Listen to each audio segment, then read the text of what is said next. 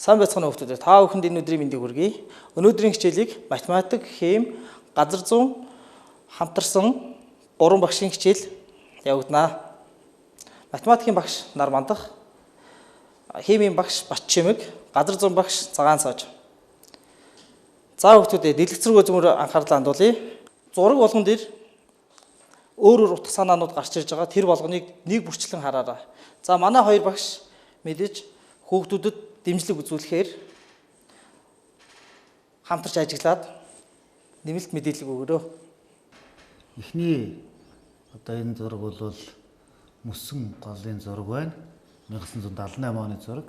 2011 онд бол энэ мөсөн гол бол хайлсан байдалтай харагдаж байна. За дараагийн зургийг харахад бол 2013 онд энэ нуурын зураг шиг харагдаж байна. За 16 онд бол нуур бол ширэгсэн байдалтай харагдаж байна. Мөн дараагийн зураг бол мөсөн давхартай байсан бол 1920-с 40 оны хооронд мөсөн давхартай байсан бол 80-90 жилийн дараа 95 онд хайлсан, ихэвчлэн хайлсан байдалтай харагдаж байна. За зургаа сайтар ажиглаарай хүмүүстээ.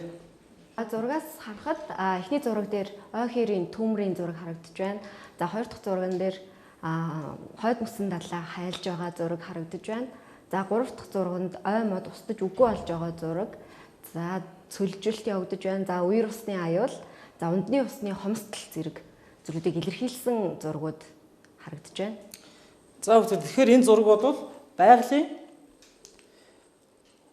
гамшиг, далаа тэмцэх усны төвшин ихсэх, цэвэр усны хомсдолд орох ийм байгалийн гамшигын үзэгдлийн зургуудыг харуулж байна. Би бас нэг нэмэлт мэдээлэл байна. 1860 оноос 2000 он хүртэлх дэлхийн агаарын температурын дундаж өсөлтийг харуулсан зураг байна. За одоо 1860 онд бол 0.3% температурын өсөлт Цельс байсан бол 2000 онд одоо 0.6 болтлоо өснө гэдэг чинь 20 дахин өссөн байна. За эндээс дараах графикийг хэдүүлээ харцгаая. За дэлгэц рүү анхаарыг хүмүүстээ. За эндээс харахад бол 1860-аас 1940 оны хооронд бол ерөнхийдөө дэлхийн дулаар л бол бага хэмжээтэй өсөж исэн бол 1960 оноос одоо өнөөдрийг хүртэл хугацаанд бол дэлхийн дулаар л маш их огцом хурдтай өсөж байгаа график та бүхэнд харагдаж байна. Тэгэхээр эндээс нэг дүгнэлтэнд хүрч болох юм байна. Өмнөх зургуудыг харахад дандаа мөсөн голуудын давхаргууд хайлсан зургууд байсан. Дараа нь ган гачиг, байгалийн үзэгдлүүд, гамшигт үзэгдлүүдийн зургууд харагдсан. Тэгэхээр энэний гол шалтгаан нь болохоор одоо энэ дулаалтай холбоотой юм байна. Тэгэхээр өнөөдрийн хичээлээр бид нар дэлхийн дулаалд нөлөөлөх хүчин зүйлсийг зөвхөн хүлэмжийн хийн жишээн дээр авч үзсгээ хүмүүстээ. За тэгээд дэлхийн дулаалд нөлөөсөн олон хүчин зүйлүүдээс хэсгээрс нь дурдж танилцуулъя. Зураг болгон дээр тайлбар хийн хүүхдүүд анхааралтай сонсороо. За дэлхийн хэмжээнд 20 дугаар зууны 2 дугаар хагасаас эхлэн байгаль орчин, нийгмийн амьдралд ихээхэн өөрчлөлт гарч эхэлсэн. Тухайлбал 1950-ад оноос хойш дэлхийн хүн ам түүний дотор хотын хүн амын тоо ихсэж, ус болон байгалийн нөөцийн хэрэглээ асар ихээр нэмэгдэжээ. За энийг багш нь дэлгэрүүлээд тайлбарлаад өгчээ. За слайдн дээр байгаа зургуудыг ажиглах юм бол хүн амын нягтрал эхний хоёр зурган дээр харагдаж байгаа. За энэ хүн ам хаана ихсээд байгаа юм бэ гэхээр 1950 оноос хойш дэлхий дээр хотчлд аягүй хэрчмтэй хөгжиж эхэлсэн. Хотчлыг дагаад хүн ам маань дандаа төв сүргэн газараа амьдрах болсон ихэнх хүмүүс. За эдгээр хүмүүс төвлөрснөөр хүний хэрэгцээг хангахын тулд байгалийн нөөцийг их хэмжээгээр ашиглаж эхэлсэн. За байгалийн нөөцийг түүн дотроо усны хэрэглээг бас ихээр ашиглах болсон. За дараагийн слайд. За үүнээс үүдэлтэй. За хотчлолтоос үүдэлтэй байгалийн гамшигт үзэгдлийн давтамж ихссэн. Агаар мандал дэх нүргэслийн хий, метан, азотын эслүүдийн концентрац урд байгаагүйгээрээ нэмэгдсэн. За үүнээс үүдэлтэй гарч байгаа хэд асуудлууд гарч хүндрэлтний өмнө тулгарч байгаа дэлхийн нийтийн. За байгаль орчны тулгымсан асуудлууд нь газар ба бэлчээрийн доройтол, за хөрсний эвдрэл, биологийн төрөл зүйлийн хомсдол, хоол хүнсний хангамж ба эрүүл ахуй өвчлөл, ядуурл, ус ба эрчим хүчний хомсдол, нийтийг хамарсан өвчин зэрэг өргөн хүрээтэйгээр гарч эхэлдэг байна. За тэгвэл дэлхийн дулаалд нөлөөлөх хүчин зүйлүүд түүн дотор агаарт байх хортхийнүүдийг авч үзье.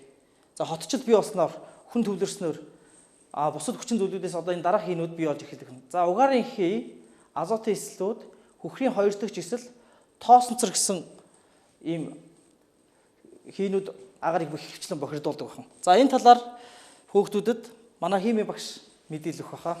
За хүүхдүүд та бүхэнд агаар бохирдуулагч хийнүүдийн талаар мэдээлэл өгье. За агаар бохирдуулагч хийнүүдэд хамгийн гол нөлөөлж байгаа хүчин зүйлийн хий нэг болох нүүрс төрөгчийн 2 валенттай оксид байгаа. За нүүрс төрөгчийн 2 валенттай оксид нь хаанаас үүсдэг вэ гэхлээр түлшний дутуу шатлалтаас үүсдэг. За энэ нь юу гэсэн үг вэ гэхлээр бид нар нүүрсийг түлхэхэд хүчил төрөгч дутуу хэмжээнд байвал бүрэн шатдаггүй гэсэн үг. Ингэснээр угаарын хий буюу CO гэсэн нүүрс төрөгчийн 2 валенттай оксидыг үүсгэдэг гэсэн үг. За тэгэхээр нүүрс төрөгчийн 2 валенттай оксид нь хүний бие организмд хэрхэн нөлөөлдөг вэ гэхлээр хүчил төрөгчийг зөөвөрлөдөг, цусны улаан бөөмдөх гемоглобинтой нэгдэж хүний биеийн дэх одоо бие махбодод идэд одоо зөөх хүчил төрөгчийн хэмжээг одоо багасгадаг гэсэн үг. Ингэснээр хүн угаарын хийгээр амьсгалж үхэлд хүрэх аюултай болдгоо гэсэн үг. За дараагийн нэглүүд болох азотын оксидууд байгаа. За азотын оксидууд нь хаанаас үүсдэг юм бэ гэхлээр автомашины түлшний шаталтаас үүсдэг. Автомашины түлшний хөдөлгүүрийн шаталтаас үүдэн агаарт байгаа азот хүчил төрөгч нь хоорондоо нэгдэж азотын 2 валенттай оксидыг үүсгэнэ. За мөн азотын 4 валенттай оксидуудыг тус үүсгэнэ. За дараа нь өндөр температурын зуухнаас бас энэ азотын оксидууд нь үүсдэг. За энэ нь яг хаанаас үүсдэг юм бэ гэхлээр дулааны цахилгаан станц, за мөн металл боловсруулах үйлдвэр гэх мэтчлэн томоохон үйлдвэрүүдээс ялгардаг гэсэн үг. За энд яг ямар урвал явагдаж байгаа вэ гэхлээр үйлдвэр боловсруулалтаас болохоор NO гэсэн хий ялгардаг. Энэ хий нь хүчил төрөгчдөө нэгдэж NO 2 хийг үүсгэдэг гэсэн үг. За мөн дараа нь байгалийн үзэгдлээс болж мөн үүснэ. Энэ нь хүчтэй аян цахилгаантай бороо орох үед агаарт байгаа азот хүчил төрөгч маань хоорондоо нэгднэ гэсэн үг. За мөн хөрсөнд бас явагдаж идэг. За хөрс маань болохоор бордоо хэрэглэхээр нитратууд бол хөрсөнд агуулгадана. За тэгэхээр тэр нитратууд нь бактерийн нөлөөгөөр азот болон азотын оксидыг үүсгэдэг байгаа. За мөн сүүлийн одоо нэг үүсгэх шалтгаан бол ботохимийн манан гэж байгаа. За энэ манан нь юу гэсэн үг вэ гэхлээр одоо автомашины яндан одоо түлшнээс үүссэн одоо энэ NO2 хийнүүд маань нэгдэж ийм тоосонцор болох ийм бохирдлыг одоо үүсгэдэг. Үүнийг болохоор ботохимийн манан гэж нэрлэж байгаа. За энэ ботохимийн манан нь болохоор агаарт тоосонцорыг удаан хадгалах одоо ийм хүчин зүйл болж өгдөгөө. За мөн агаар NO2 хийнүүд нь агаарт байгаа хүчил төрөгч болон усны ууртаа нэгдэж хүчлэг бороо үүсгэх үндэс болдгоо. За дараа нь агаарыг бохирдуулж байгаа гол хий бол хөхрийн 4 валенттай оксид байгаа. За хөхрийн 4 валенттай оксид нь түлшний шаталтаас SO2 хий үүснэ. SO2 хий нь усны ууртаа нэгдэж хөхрлөг хүчлийг үүсгэнэ.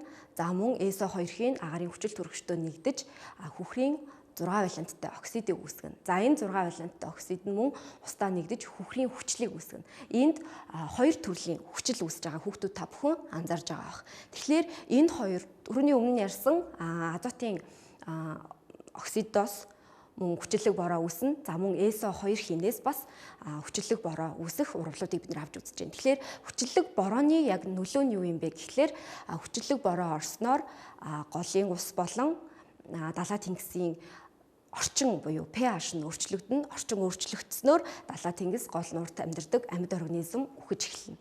За мөн ургамал бас хөшөөд урсгал одоо эвдэрч одоо шинж чанараа алдна гэсэн ийм хорт зүйлүүд бол үүснэ.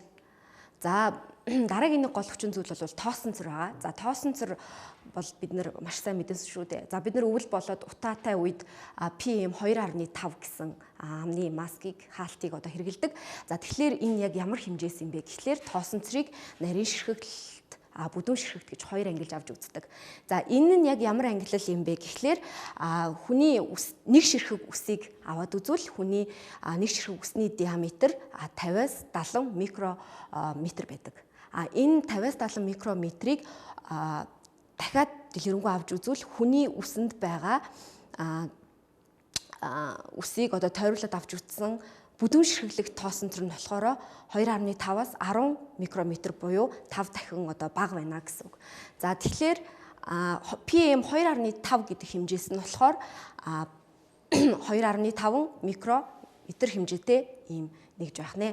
Хүүхдүүд та бүхэнд агарын бохирдолд нөлөөлдөг үндсэн хийнүүдийн талаар танилцууллаа. Одоо та бүхэнд газар зүүн багш дэлхийн дулаалд нөлөөлдөг хүчин зүйлсийн талаар ярьж өгнө. Ивэн багштай баярлалаа. Тэгэхээр дулаалд нөлөөлдөг гол хүчин зүйл нь бол хүлэмжийн хий байдаг.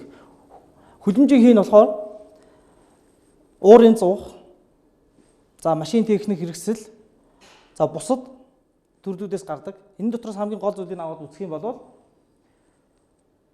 хүлэмжийн хийг ахуйн хэрэглэнээс ялгарх хүлэмжийн хий нь 34% нь тээврийн хэрэгслээс гардаг байна. За энэ нь болохоор нийт хүлэмжийн хийний 23%-ийг эзэлдэг. Хүлэмжийн хий нь болохоор нийтдээ хийн мандлын дөнгөж 0.1%-ийг эзэлдэг. Маш өчүүхэн бага хувийг эзэлдэг. Ингэж өчүүхэн бага хувийг эзэлдэг боловч дэлхийн дулааныг зохицуулдаг, температурын зохицуултыг хийж идэг. За 1800 оноос хойш хүлэмжийн хий дангаараа 50%-аар нэмэгдсэн байдаг. За энэ нь ямар учиртай гэхээр энэ зурган дээр тайлбарлаа явъя. 1800 оноос эхлээд дэлхий дээр аж үйлдвэр хөгжиж эхэлсэн байдаг. Аж үйлдвэрийн хөгжлийн үед дэлхий дээр маш ихээр бохирдол ялгарч эхэлсэн. За энэ бохирдлоос болоод дангаараа зөвхөн хүлэмжийн хий 50%-аар нэмэгдсэн байдаг. За энэ нь болохоор дэлхийн дулаалд их нэрмээс болсон байдаг. За тэгэхээр хүлэмжийн хий их усүр гэдээ гарч ирж байгаа. За энэ хүлэмжийн хий их усүрийг хийм талаас маань хийм багш илүү дэлгэрэнгээр та бүхэнд тайлбарлаж танилцуулнаа. За хүүхдүүд та бүхэнд хүлэмжийн хий гэж юу болох за их усүрийн талаар дэлгэрэнгүй танилцуулъя. За хүлэмжийн хий гэдэг нь дулааны энергийг өөртөө шингээдэг хийг хүлэмжийн хий гэж нэрлэдэг бөгөөд хүлэмжийн хийн үндсэн найрлаганд CO2 буюу нүүрс хүчлийн хий, метан буюу CH4, за мөн азотын оксид буюу N2O ордог бахнэ. За тэгэхээр агаар дахь хүлэмжийн хийн концентрацийг авч үзвэл за аж үйлдвэрийн хувьсгалаас өмнө CO2-ийн хэмжээ 280 ppm байсан бол метан нь 60 ppm, за азотын оксид нь 0.29 ppm байсан. Харин одоо 397 ppm, 178 ppm, 0.32 ppm болж өссөн үзүүлэлтийг хүүхдүүд та бүхэн дэлгэцнээс харж байгаа бах. Тэгэхээр эдгээр хийнүүдийн агаарт оршин тогтнох хугацаанд мөн адил харагдаж байна. Тэгэхээр нүүрс хүчлийн хийн бол 5-аас 10 жилийн хугацаатаагаар агаарт оршин тогтнох чадвартай байдаг.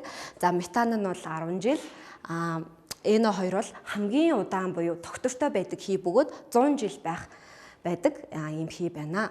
За тэгэхээр энэ дээрээс харахад CO2-ийн хэмжээ ихссэн байгаа нь харагдаж байна. За тэгэхээр байгаль дээрх нүүрс хүчлийн хийн эргэлтийн талаар авч үзье. За нүүрс хүчлийн хийн ургамал шингээгээд фотосинтезийн процесст орно. За фотосинтезийн процесст орно. За тэгээд ургамал нь одоо ялзралд орж одоо газрын гүнд шингэн, за мөн ургамлаар амтан ургамал хооллоно. За тэгээд амтан ургамлын амьсгалаар CO2 хий мөн ялгарна. За тэгээд үхсэн амтан ургамлын үлдэгдэл нь болохоор газрын гүнд шингэж энд ашигт мaldмал чулуучсан нүүрс болно. За энэ дээрээс олборлолт хийгээд бид нар түлж одоо үйлдвэрлэлийн процесс ашиглана. Үйлдвэрлэлийн процесс ашиглахад үйлдвэр тээврийн хэрэгслээс мөн CO2 хий ялгарна. Ингээд CO2 хий маань тасралтгүй ингээд байгалийн цикл процессанд орж идэг гэсэн.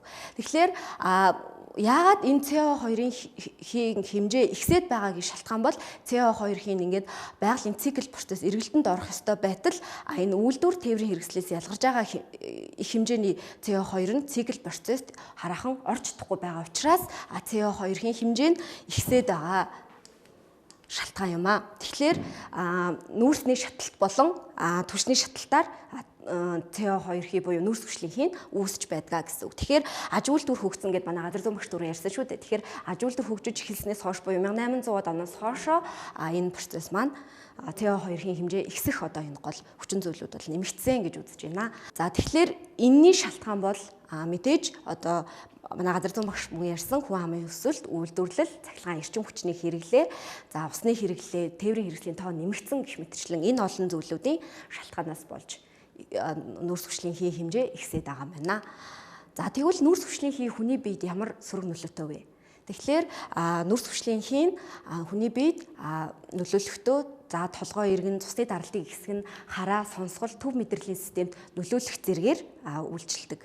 За одоо бүгдээрээ амьсгалаас ялгардаг нүүрс хүчлийн хийг туршия. За багш нь 2 хуруу шилэнд кальцийн гидроксидын уусамлыг авсан байна.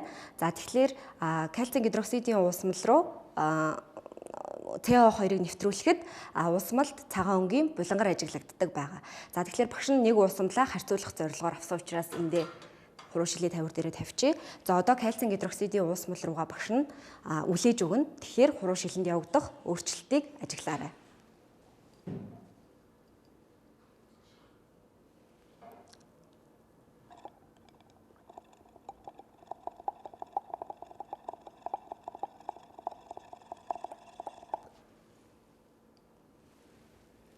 За энд цагаан өнгийн булангаар үүссэн байна. За одоо анх авсан кальцийн гидроксидтэйгээ бүгдээрээ харьцуулж харъя. За анх кальцийн гидроксид нь өнгөгүй тунгалаг уусмал байсан бол багш нь CO2-ыг нэвтрүүлэхэд уусмалд булангаар буюу цагаан өнгө үүссэн байгаа нь харагдаж байна. За бүгдээрээ сая кальцийн гидроксидын уусмалд нүүрс хүчлийн хийг нэвтрүүлж амьсгалаас нүүрс хүчлийн хий нэвтрүүлдэг болохыг цагаан өнгийн булангаар үүсснээр батллаа. За тэгвэл бүгдээрээ урвалын тэгштгэлийг аваад үзвэл кальцийн гидроксидын уусмал байсан. За нүүрс хүчлийн хий буюу CO2-ыг нэвтрүүлэхэд кальцийн карбонат гэдэг нэгдэл үүсснээр энд уусмал цагаан өнгө ажиглагдаж байгаа нь энэ кальцийн карбонатын нөлөөгөөр цагаан өнгө ажиглагдаж байгаа гэсэн үг. За мөн ус үүснэ. За тэгэхээр ингээд бид амьсгалаас нүүрс хүчлийн хий үүсдэг гэдгийг батллаа. За тэгэхээр хүлэмжийн хийн үндсэн найрлаганд ордог нэг хий бол метан хий байгаа. За метан хий нь нүүрс хүчлийн хийтэй харьцуулахад хүлэмжийнхийн найрлаганд бага хувийг эзэлдэгч энергийг өөртөө маш их шингээдэг хий юм а. За метан хийний их үүсвэр бол мал амьтнаас ялгарна. За мөн намгархаг газрын ургамлын задарлаас үүсдэг хий байгаа. За дараагийн хий бол азотын оксид байгаа. N2O. За тэгэхээр N2O маань багш нь түрүүн азотын эслүүд гэдэг дээр ярьсан. Тэгэхээр хөрсөн дөх бактерийн задралаар үүснэ. За мөн машин одоо дулааны цахилгаан станцын задралаар үүсдэгэ. За тэгвэл дэлхийн дулаалд хүлэмжийн хий яг хэрхэн нөлөөлөд байгаа. За мөн дэлхий дулаарснаар одоо ямар өөрчлөлт үр дагавар гарах талаар газар зүйн багш дэлгэрэнгүй тайлбарлана. За тэгэхээр би хүүхдүүд та нарт хүлэмжийн хий дэлхийн дулаалд нөлөөлөд байгаа шалтгааныг маш энгийн хоёрхан зургийн жишээн дээр тайлбарлаж өгье. За эхний зураг. За эхний зураг бол хүлэмж. За энэ бол хүний гараар бүтсэн зүйл гэдэг. За энэ хүлэмж нь ямар учиртай гэхээр нарны гэрлийг дотоошоо нэвтрүүлээд дулаан болж хадгалдаг. За ингэж дулаан болсон энэ буцаад хүлэмжнээсээ гадагшаа дулаанаа алддаг. За энэ хүлэмж нь өөрөө дулааныг дотор хадгалж байгаа учраас асар их дулааныг бий болгож идэг. За энэ хүлэмжийг юуны зорилттой гэхээр хүнсний ногоо болон бусад төрлийн ургамлыг тариалахад ашигладаг. Яг үүнтэй процесс ижлэхэн дэлхий дээр яг ямар дулаалал явагдаад байгаа юм бэ гэхээр агаар мандалд хүлэмжийн хийн давхраг гэдэг ийм давхраг үүссэн байдаг. За бүгд сайн ажиглаарай. За энэ нь яадаг вэ гэхээр дэлхий нарнаас дулаанаа авчаад зохисны хэмжээгээр буцаагаад дулаанаа агаар мандал буюу сансрагтах үед алдж идэг. Ингэснээр дэлхийн дулаалал балансаа барьж идэг. Халуун хүйтэн тэнцвэрийг хадгалж идэг. Гэтэл хүлэмжийн хий үүсснээр яасан бэ гэхээр нарнаас ирсэн дулааныг дэлхий буцаагаад алдахдаа зарим хийнүүд нь алдагдахгүйгээр буцаж дэлхий рүүгээ эргэж байгаа. Энд ингэ зохиомлоор халуун үүсэж байгаа. Ийм учраас дэлхий дээр дулаалал үүсээд дэлхийн мөсөн голууд болон одоо дэлхий дээр байгаа байгаль экологи биологийн төрөл зүйлүүд нөлөөлөд байгаа ийм хүчин зүйл гарч ирж байгаа. Үүнээс болж дулаалал үүсээд байгаа. Хүлэмжийн хийн дулаалал гэдэг нь ердөө л энэ. За энэ зурган дээрээс ажиглах юм бол та бүхэн ерөөсөө тэр хүлэмжийн хийг давхрыг үүсгэж байгаа гол хүчин зүйл нь үйлдвэрүүд, машин техник хэрэгслүүд, за химийн багш маань түрүү ярьсан бусад төрлийн хүчин зүйлүүдээс шалтгаалдаг байна.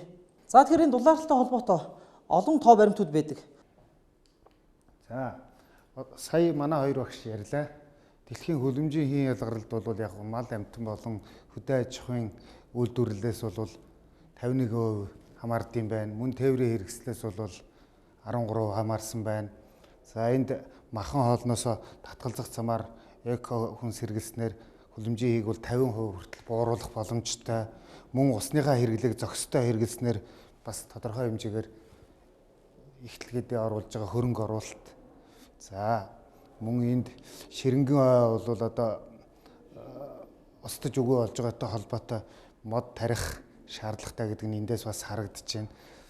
За мөн мах сүм бүтээгдэхүүний үйлдвэрлэл цэвэр усны хэрэглээгээр бол усны 3.1-ийг бол зарцуулж байд юм байна. За энэ дээр үндэслээд дараах хүнсэнд хэрэглэгдэх зарим бүтээгдэхүүний 1 кг-д ноогдох хөлөмжийн хийн ялгарлын дундаж хэмжээг дараах диаграмаар үзүүллээ. За тухайлбал одоо мал амтан, хойно үхэр, за тэгээд бид бүхний өдөр тутмын хүнсэнд хэрэглэгддэг зүйлсүүд байна. За тухайлбал хойно бол өсч үржих бэлчээрээс ахуулаад тээвэрлэлтээр дамжаад бид бүхний өдөр тутам хэрэглэгддэг хоол хүнс хүртлээ үйлдвэрлэлийн процесс явагдсны үндсэн дээр 39.2 кг хөлөмжийн хийг бол өөрөөсөө ялгаруулж яадаг гэсэн үг. За тэгвэл эндээс ер нь ажиглаад үзэх юм бол мал амтан энэ гахаа загасны юунаас бол энэ махнаас гарч байгаа үйлдвэрлэлээс бол нэлээд өндөр хувьтай хөлөмжийн хий бол ялгардаг нь эндээс харагдаж байна. За тэгээ бид бүхний өдөр тутам хэрэгэлдэг хүнс ногоондоо хэрэгэлдэг төмөс ногоо, өндөг, самрын тос, тараг сүүнээс бол арай бага хувьтай. За тэгээд сүү, улаан лойл, зэвэг энтрээс бол бүр их бага хувийн хөлөмжийн хий бол ялгарл явагддаг нь харагдаж байна. За энийг математик статистик боловсруулалтыг харах юм бол дээрх 20 өгөгдлийн датаны хувьд аваад үзэхээр арифметик дунджийг нь бодохоор бол хөлөмжийн хий ялгарл нь бол 745% тай. За медиан гэдэг нь бол ер нь дундаж үзүүлэлт нь байгаа. Дундаж үзүүлэлт нь бол нэг 3% хөлөмжийн хий ялгаруулдаг гэсэн үг. За мөн хамгийн их бага хоёрын зөрөө буюу далайц нь бол 38.1 байна гэж маш нэлээд өндөр тоо байна. За мод гэдэг нь бол олон давтагдсан математикийн бас нэг үзүүлэлт байгаа. Статистик боловсруулалтанд ашигладаг үзүүлэлт. За тэгвэл мод нь бол 2 байх жишээтэй байх нэ. За ургамлын гаралтай бүтээгдэхүүний жинд эзлэх уургийн хэмжээгээр нь хуваар нь авч харууллаа. За тэгвэл энд одоо яаж яана вэ гэхээр буурцагнаас бол 10-аас 35 хүртэлх хувийн уургийг авах боломжтой гэсэн үг, махнаас авахгүйгээр. За мөн яг буйлс самар зэрэгээс бол 14-өөс 30%-ийг нь бид бүхэн авч хэрэглэх ер нь бол боломж бол байдсан байна. За тэгэхээр дараах энэ дата буюу өгөгдөл дээр та бүхэн яг боловсруулалт хийгээд өгсөн мэдээллийг багнан диаграмаар дүрслээд мөн яг хөөр статистик характеристикүүд нь бол боловсруулалт хийж өөрсдөө түн шинжилгээ хийж үзээрэй. За тээврийн хэрэгслээс ялгарх хөлөмжийн тухай түрүүн бас нэлээд ярьсан байгаа. За тэгэхээр тээврийн хэрэгслээс ялгардаг хөлөмжийн хийнүүдийн хувьд бол онгоц бол яг тухайлбал километр тутамдаа 130.2 г хөлөмжийн хийг ялгаруулж яадаг бол мотоцикл бол километр тутамдаа 83 г хөлөмжийн ялгаруулдаг байх нь байна. Бид бүхний одоо ундаг суудлын тэрэг бол бас нэлээд өндөр хувьтай 124.5% хөлөмжийн ялгаруулдаг нь эндээс бас харагдаж байна. За энэ өгөгдлийн хувьд бас датан дээр нь статистик боловсруулалт хийж үзэх юм бол ер нь бол хөлөмжийн хий ялгаруулалт бол нэлээд өндөр хувьтай. Медиан нь бол 66.8% байгаа нь та бүхэнд харагдаж байна. За 1 кг хүнсний ногоо бол 1 кг жимс, 1 кг махны нүүрс хүчлийн хийг килограммаар наваад үзэхэд бол мах бол бусдаас нэлээд өндөр хувьтай. Тэгэхээр одоо бид бүхэн бол хойшд бол махаа багасгах замаар эко хүнс, жимс, ногоо хэрэглүүл илүү бас ихтлэхэтээ оруулж байгаа хөрөнгө оруулалтаа гэдгийг та бүхэн харж байгаа хаа. За тэгээ энийг цааш нь авч үзэх юм бол нэг өрхөд ноогдох хөлөмжийн ялгаруулалтыг аваад үзэхээр энд бол бид бүхэн яадаг вэ гэхээр тээврийн хэрэгслээс бол маш их хөлөмжийн хийг бол бас ялгаруулд юм байна. Энэ бол жилээрээ тонноороо яригдж байгаа. За тухайлбал одоо энд хувцас хатаагч гэж байна. Хувцас хатаагчаар бид нар яг үхээр экогоор нь байгаль дээр нь хатаахгүйгээс дандаа машин угаалгын машиныг өөрөөр нь хатаах энэ төр бол нэгдүгээрт тог захилгааны хэрэглээ өндөрсөн, нөгөө талаасаа бас хөлөмжийн хий өөрөөсөө бас ялгаруулдаг гэдгийг та бүхэн харсан байх гэж бодож байна. Мөн хог хаяг талаас бол айл өрхүр хүлэмжийн ялгаруулж ядг нь бол эндээс харагдаж байна. За хүлэмжийн их усүр нөлөөж байгаа зүйлсийг их усүрээс наваад үзэх юм бол эрчим хүчнээс бол 25% хүлэмжийн ялгардсан байна. За бусад шатаагч түлш болон түлшнээс бол 8.6% гэх мэтчлэн дараах хувьдыг та бүхэн харж байгаа хаа гэж бодож байна. За мөн газар ашиглалтын өөрчлөлт, хөдөө аж ахуй, мал аж ахуйгаас бол нэлээд өндөр хувьтай хүлэмжийн бол ялгардаг нь та бүхэнд харагдаж байна. За одоо ингээд нүүрс хүчлийн хийн ялгаруулалтаар бол дэлхийд бас дээгүрт ордог орнуудын статистик мэдээг бол харуулсан байна. За тухайлбал Хятад улс бол нэлээд өндөр, Америк нэгдсэн улс хоёр бол нэлээд өндөр хувьтай. Энэ бол нөгөө аж үйлдвэр их хөгжсөнтэй бас холбоотой. Нэг талаасаа нөгөө талаасаа энэ яг хөөр жилд бол одоо тухайлбал Хятад улс 6,000 сая тонн хүлэмжийн хийг бол ойролцоогоор ялгаруулж байгаа нь та бүхэнд харагдаж байна. За тэгэхээр энэ статистик боловсруулалтын дээр бол манай газар зүйн багш нэмэлтээр тайлбар өгнө. За баярлалаа.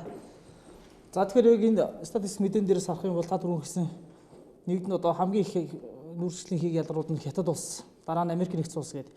Тэгээд энэ дурддагцсан улсуудыг Оросын холбооноос энэтхэг Япон, Герман гэдэг энэ орнууд болохоор нэгдүгээрт за доод тэр Хятад, Америк нэгдсэн улс хоёр бол хүн ам ихтэй. За энэ хүн ам ихтэн гэдгээр тэр хэмжээгээр хүний хэрэглээг бий болгохын тулд аж үйлдвэр айгүй их хөгжсөн байдаг. За аж үйлдвэрийн тэгээд энэ хоёрын дээрээс нь аж үйлдвэрсэн орнууд учраас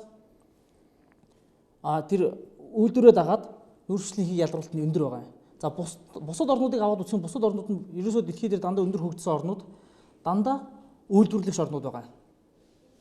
Тэгэхээр үйлдвэрлэгч орнууд илүү их нүүрслийн хийг ялгаруулах гэсэн юм дүн шийдлээ гарч байна.